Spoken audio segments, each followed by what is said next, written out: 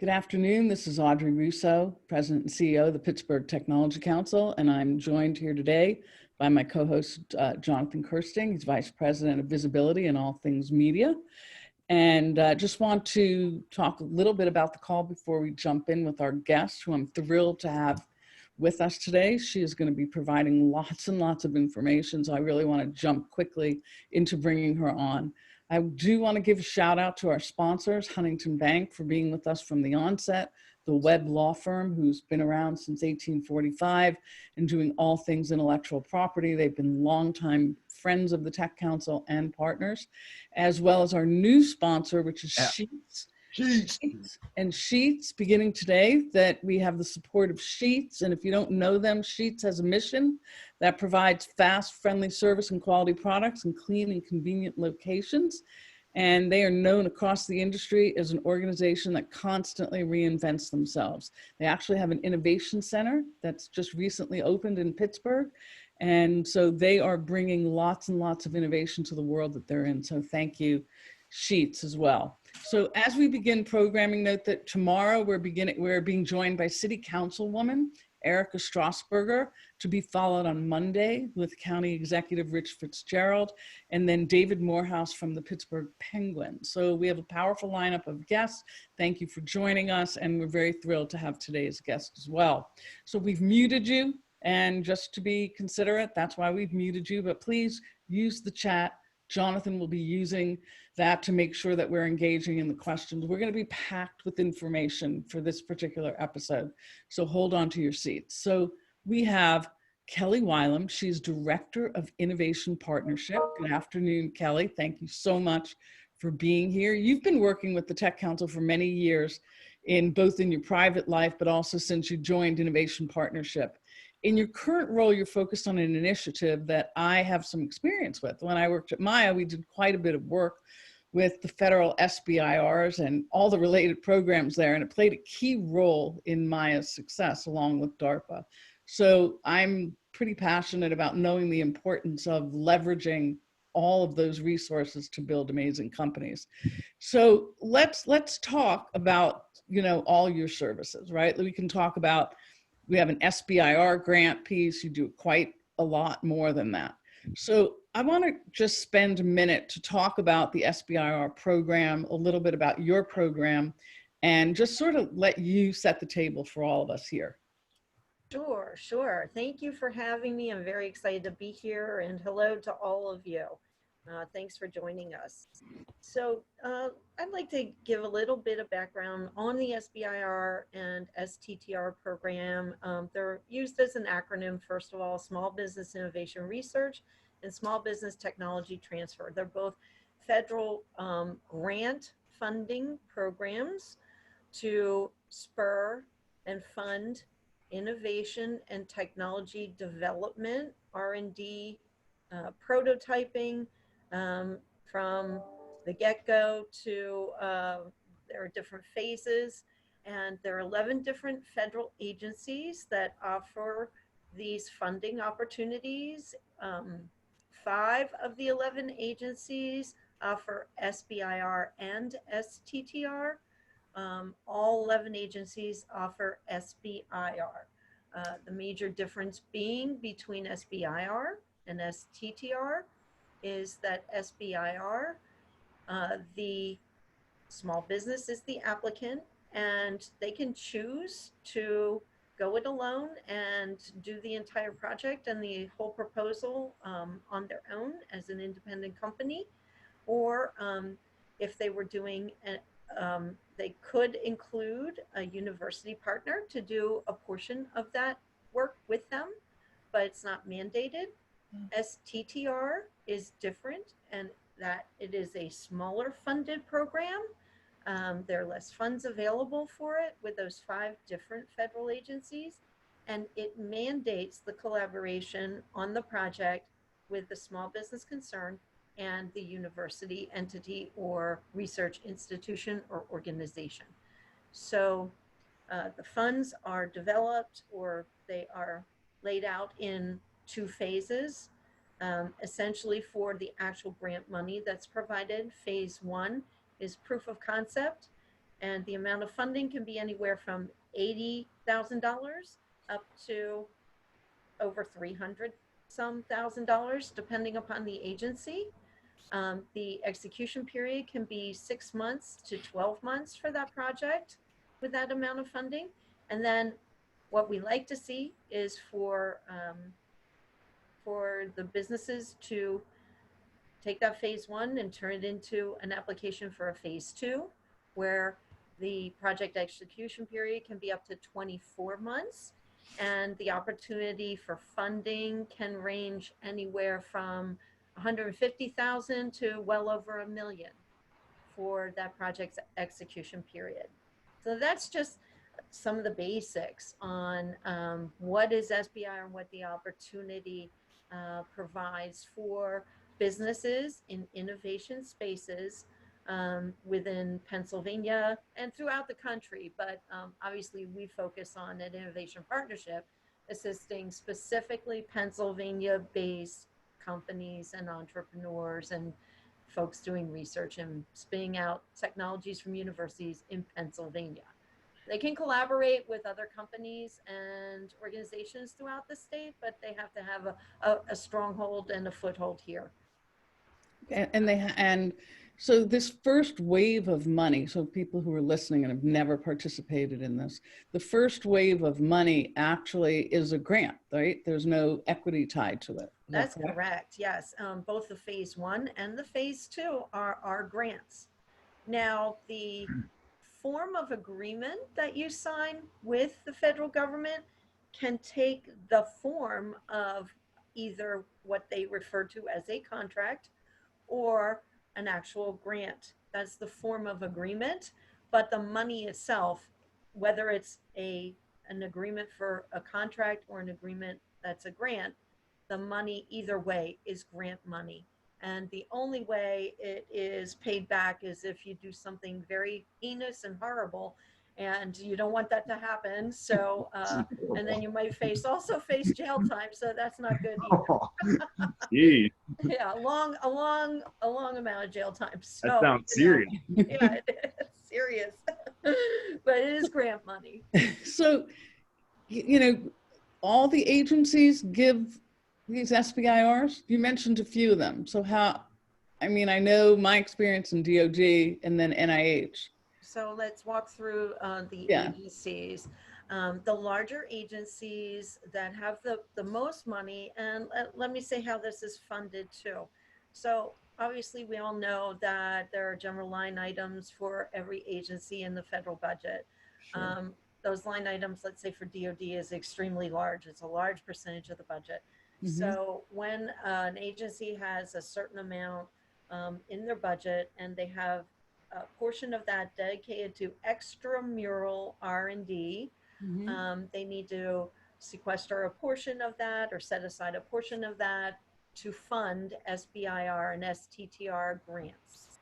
So that is the establishing factor of which agencies do have SBIR and offer them and which ones don't. And I'll try to rattle them off. I always miss a few. So we have DOD, National Science Foundation, National Institute of Health, NASA. Those are the largest funded SBIR agencies. Mm-hmm. We also have Department of Energy, EPA, Department of Education, Department of Transportation, Department of Commerce, Homeland Security, and I knew I would be missing one, USDA. USDA, okay, right. Great.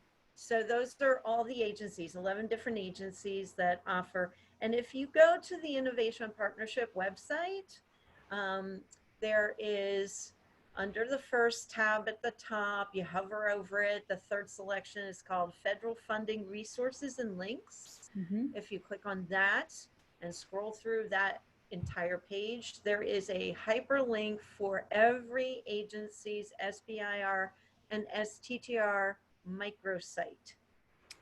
So there's a huge DoD website, right? And there are lots of links, Air Force, Navy, whatever.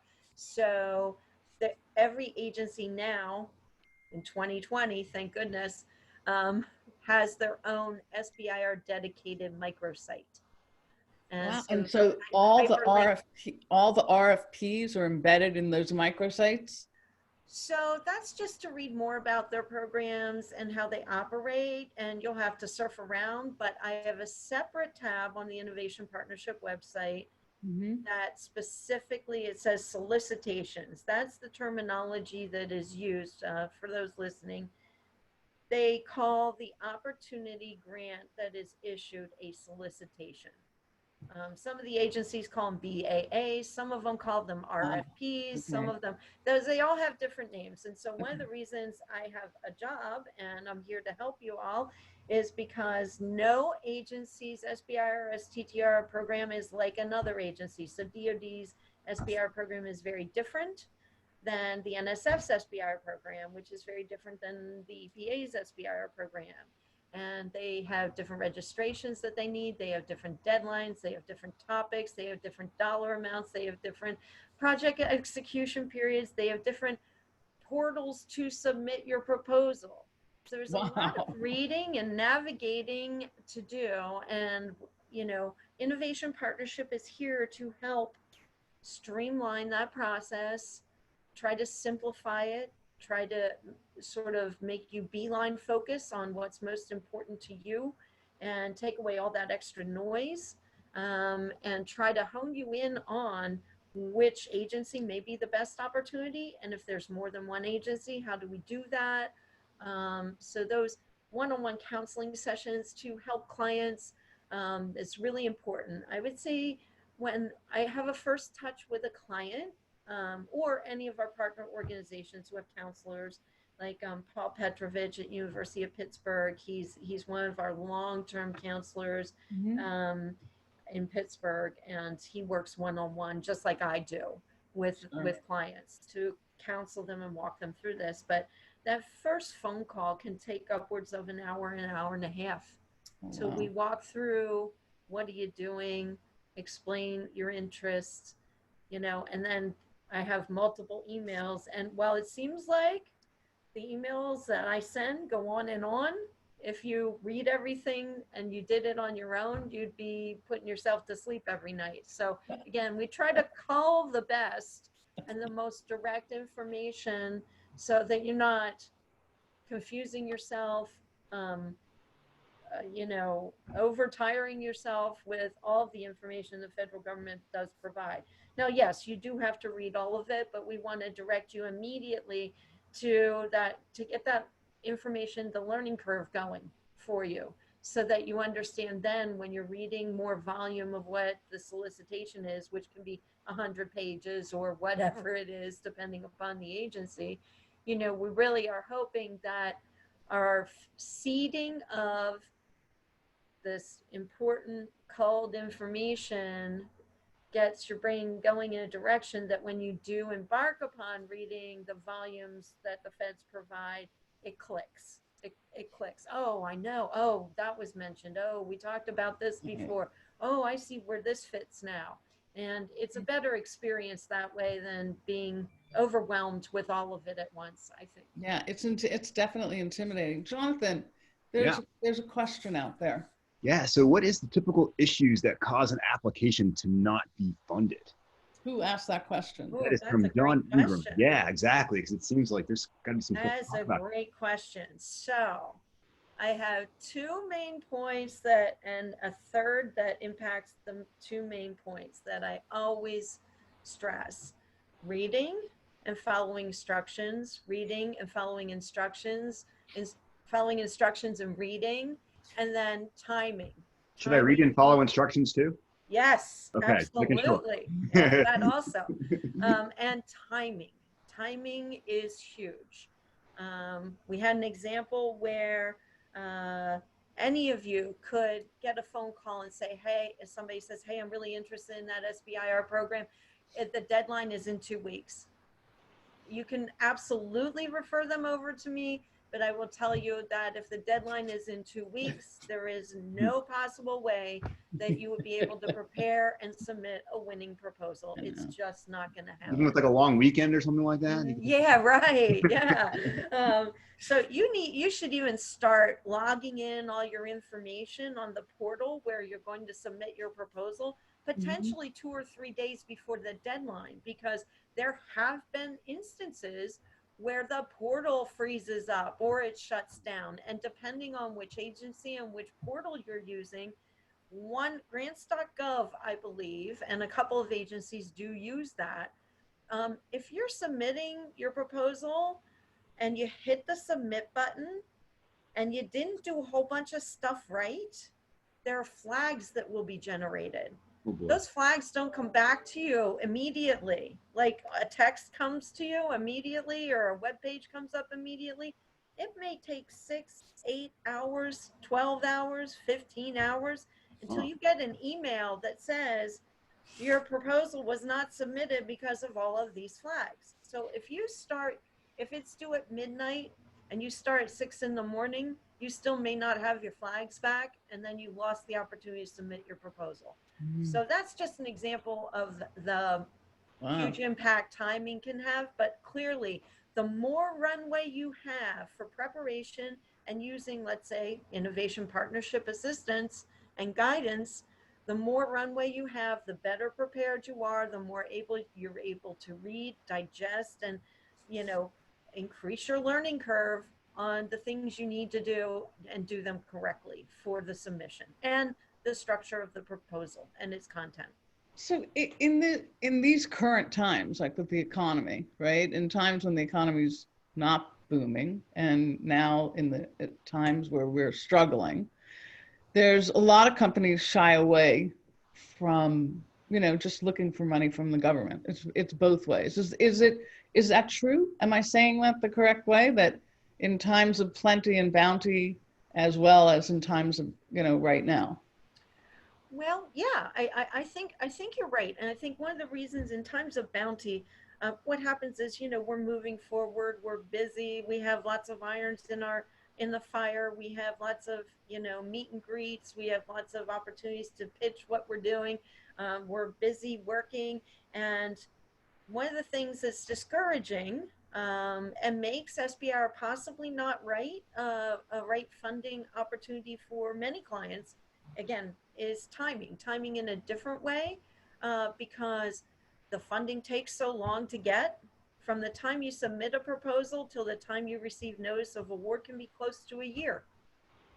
That may not fit in everybody's schedule. To wait a year and a half to actually start the project that's vital to moving your innovation closer to commercialization, right? So that might not work for everybody. Also, it could be a distraction during regular working times and regular business times.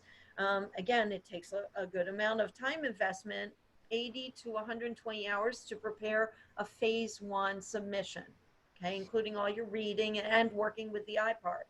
If you're doing that, that's a lot of hours. If you have a 2-person, 3-person shop and everybody's a hands-on scientific benchtop doing work, doing analysis and all those things, that's paperwork, it's administrative, it's not sexy, it doesn't seem as productive to what needs to be done at hand. Now, the current situation, wow, you've really put one out there, because as I said earlier, from the moment I stepped foot in the door on quarantine, from our home office to my home, it was nonstop for 2.5 months. Clients from all over this state, as well as Massachusetts and other states.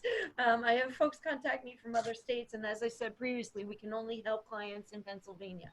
But NSF put out, as well as NIH and DOD, but NSF was the most popular because NSF covers a wide swathe of innovations, because part of their mission and focus is sort of this catch-all of anything that furthers science and innovation, right? For the NSF, STEM and all kinds of things. So they have tons and tons of topics, and even if people don't fall under any of the topics that they have articulated and defined, they have this really neat topic called other. So, you know, which is really awesome, because if you submit a project pitch, which is a preliminary step you have to do this new project pitch, and then they send you an invitation to submit a full proposal. They will tell you if you fall into the other category with that invitation. So you can either self-designate that you think you fall under other, but they issued a COVID-19 priority topic area. And let me tell you, I helped with about 50 pitches. And at the juncture last month, I would say mid-month last month, the NSF had issued invitations to over 2,000 companies under the COVID topic area. So I don't know. You tell me if you think that's an increase, but I would say. It's insane. It's crazy. And so will those take as long as some of the other ones? Like, can you? So they were hoping to turn a decision around. I mean, I don't know. Let me step back here. They got a lot of pitches all at once. They issued a lot of invitations all at once. So I had maybe 25 clients that, you know, ended up following through to use IPart. I would say half of that 25 went the full distance and submitted a proposal. So those numbers, you know, chunk, they kind of, you know, fall down in terms of actual proposal submissions. But they said as they were getting them in, they were planning to review and award on a rolling basis. So another reason NSF is really desirable, not just because of this preliminary pitch, that's a go or no go for, you know, a whole bunch of time for everybody to spend on preparing a proposal. I mean, I like that preliminary step, which is helpful to clients. Also, NSF now allows the submission of actual proposals from the time you receive that email invitation. They allow rolling submission. So that really works with Innovation Partnership, because then we have that longer runway to help the client, to get the feedback, to work with a grant writing professional, to simonize it and refine it in a manner that is really going to help that client. So, but from the time they get that email invitation, I think they can submit that proposal based on that project that they got the pitch. They sent the pitch in up to a year. I think they have up to 12 months to submit their actual full proposal. So that's awesome. No other agency has that rolling submission. So there's a couple of questions that Jonathan's hopefully going to ask. I see one from Carl Evans. Jonathan. Definitely. So Carl just wrapped up phase 1 of an SBIR project and wants to know if Innovation Partnership can help him with phase 2 and subsequent phases of the commercialization. Absolutely. We have a parallel. So this is not on the website because, again, people don't read and follow instructions. And a trend here. I'm sensing a trend. Yes. If I had this on the website, I would be more than inundated with calls. We have a phase 2 assistance program. The micro grant award, we call it the Federal Marketing Assistance Program. That's our phase 2 assistance program. It parallels the phase 1 assistance program, although the award to work with a preferred provider, if they want to do that, is up to $5,000. Our micro grant and voucher is $3,000. So again, if I put up there's this opportunity. Some agencies have a fast track and a direct to phase 2. We don't encourage those applications and we won't support them. So if I had the phase 2 assistance information up there and had that up to $5,000, I would have so many phone calls I wouldn't be able to filter out the people who really need the help. Right. Yeah, absolutely. Absolutely. And just to confirm, so this is all free of charge, this assistance. It is. That's amazing. So the Innovation Partnership, I like to say, I feel every client's pain of having to read through the solicitation, because every single year the SBA offers a funding opportunity for up to $125,000, which Pennsylvania has to match 1-to-1 with cash. but I have to write a grant and submit it every single year for that funding opportunity to try to help keep this program going. This year, we did not receive the award from the SBA. All of our partner organizations pay a small membership fee every year to continue supporting the IPart.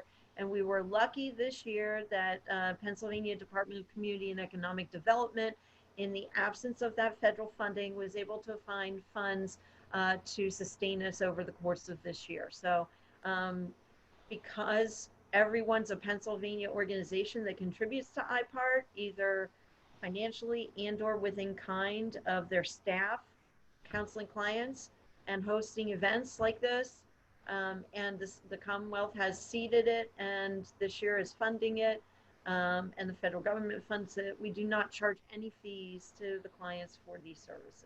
I know I was long-winded, but it's That's okay. There's another question. There's another question. Yeah, and what about, is there a reason why you don't encourage fast track or direct to phase 2? So the numbers prove themselves out in that if you have not gone through the basic experience, which is pretty extensive, of submitting and organizing yourself to submit and actually win a phase 1, the likelihood of receiving a direct to phase 2 or fast track, the likelihood, the probability is zero, absolutely zero. And there may be, so it may be 0.03. So to me, that's zero.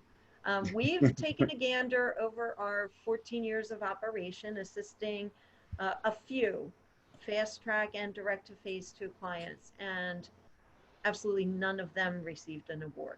The feds really, while they offer the opportunity, they would like to see that you've also previously won a phase 1.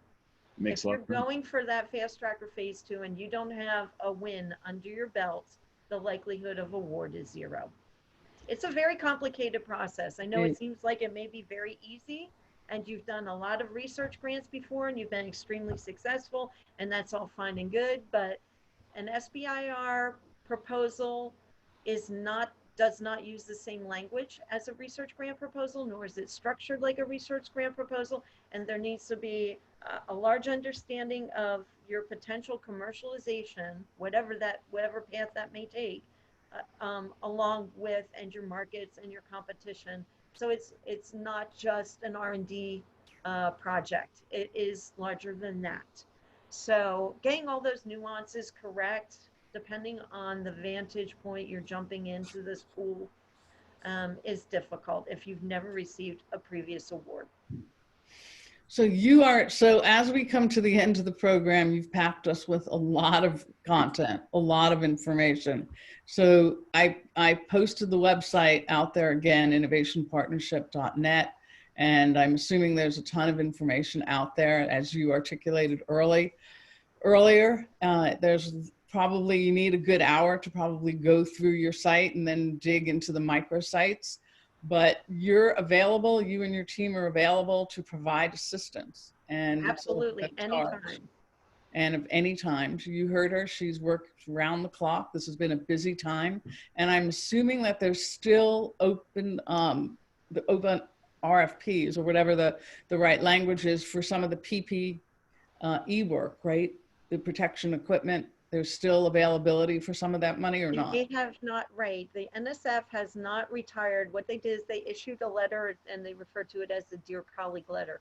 And the Dear Colleague letter is what opened up that priority COVID topic area.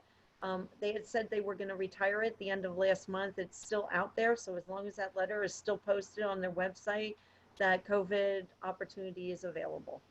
Okay. And there's information in terms of what they're looking for when you drill into those. I can help with all of that preliminarily. Yes, I have that's great. Templates and everything available to assist. Right, because we are hearing in the supply chain that things are still really bottled up and there's needs for lots of things as well. So really appreciate that. First of all, thank you, Kelly, for being with us today. That was just, and packed filled with information, lots of great resources. Go to her website. She's making herself available. She has been in this space for a long time. So she really is one of the few wise people that know how to navigate this. And she even said she'd help, with some shortcuts, because she doesn't want to bore those people from reading, hours and hours of information when she can help you with that. So cheers to that. We really appreciate that, your work and your leadership. And thank you everyone for joining us today. We will be back tomorrow, and have a great afternoon. Again, her website is right out there, innovationpartnership.net, and highly accessible with lots of important information. So thank you. Thanks everyone. Thanks, everybody. This has Jonathan. been great. Thanks a Thanks lot. to our sponsors, of course, too, with Sheets, our newest one. So excited to have those guys on board. Great stuff. And of course, Huntington. Thank you. Web. Thank you. All right. Have a great day. Everyone saying thank you, Kelly. Thanks a lot. Bye. Bye.